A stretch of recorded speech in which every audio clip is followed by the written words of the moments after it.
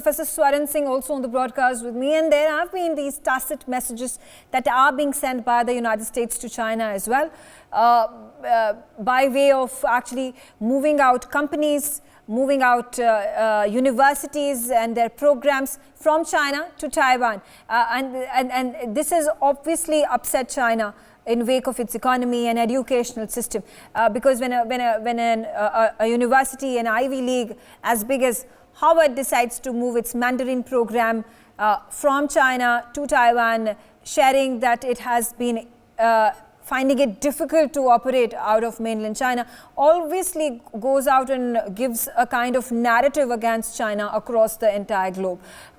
There have been other matters that have been taken by the United States in its hand by way of sanctioning Chinese officials that have raised their voices against Taiwan.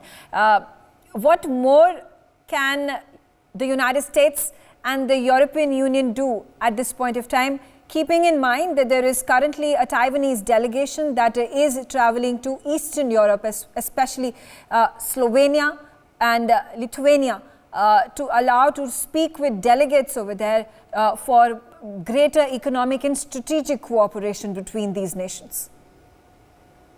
Officials of Taiwan are visiting in Eastern Europe are Czech Republic, Slovakia and Lithuania. And they are not traveling to the top, the powerful countries in that sense, and even that has evoked a certain reaction in Beijing, we can notice.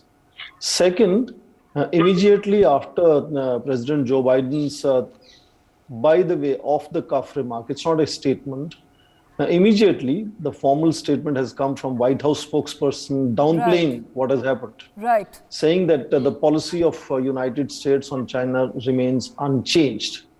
Now, so fundamentally, what China is doing, and of course, what US is doing, are driven primarily by their bilateral equations. And we have noticed for about 3+ years a trade and technology war between United States and China, and President Trump's policies are not a bit different when it comes to contestations with China compared to President Donald Trump.